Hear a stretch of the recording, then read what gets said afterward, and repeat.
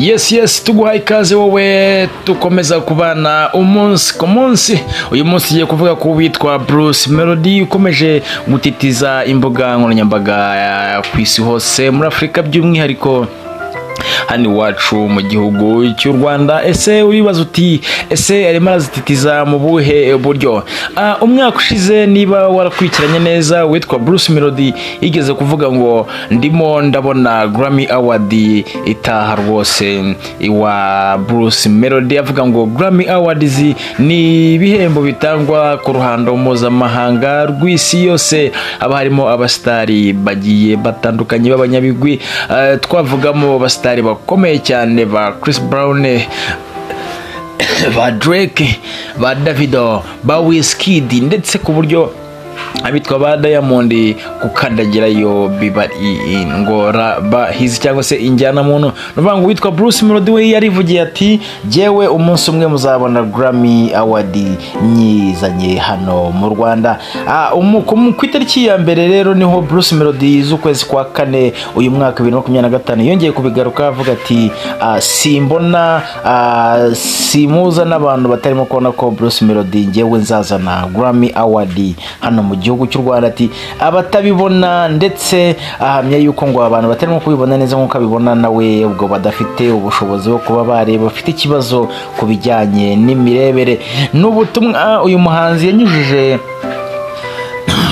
gatoya ku mbuga nkoranyambaga ze, aho yagize ati niba utari kubona Grammy Award muhazaza hanjye nago uri kureba kure bihagije. Uwo ni Bruce Melody niko we yatangaje ku rubuga rwe rwa Instagram, kuri Twitter ndetse n'ahandi henshi cyane, avuga ati niba utarimo kubona ko ngomba kuzana Grammy hano mu gihugu cy'u Rwanda nago urimo kureba kure bihagije.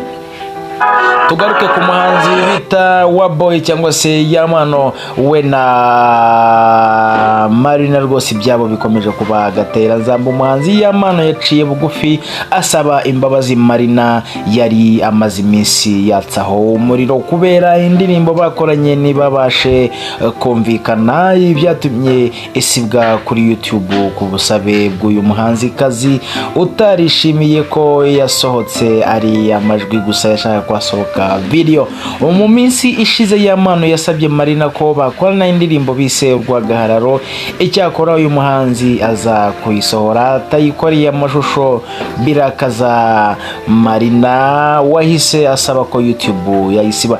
Nyuma yo gusiba iyi ndirimbo Yamano yararakaye ndetse inshuro nyinshi akajya yumvikana mu biganiro yikoma Marina bakoranye iyo ndirimbo urwagahararo. Ibyatumye uyu muhanzi kazi nawe avayo akora inyandiko igaragaza ko arengana.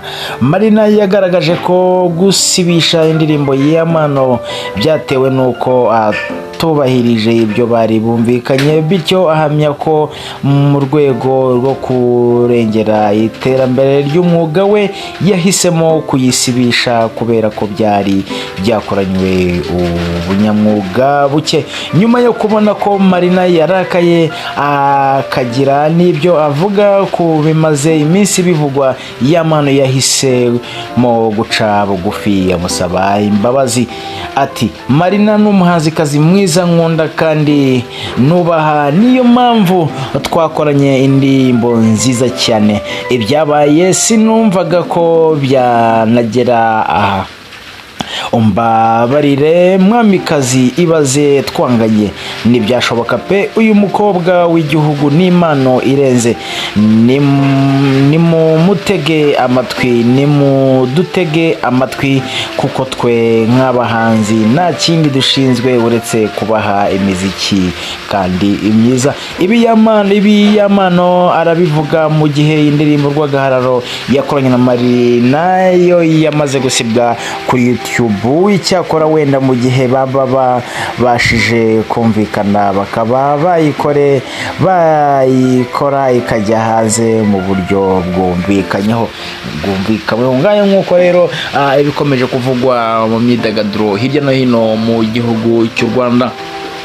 tukibutsa ko umuhanzi Element Ere afite akaririmbo keza rwose bise Tombe kari hanze ubu ngubu kamaze kurenza miliyoni mu cyumweru kimwe views kuri YouTube. Twanakugura ku indirimbo The Ben yakoranye na Mario ndetse yamaze kugira views miliyoni cyangwa se by streamings cyangwa se yumvishijwe inshuro zirenga miliyoni kuri audio maka.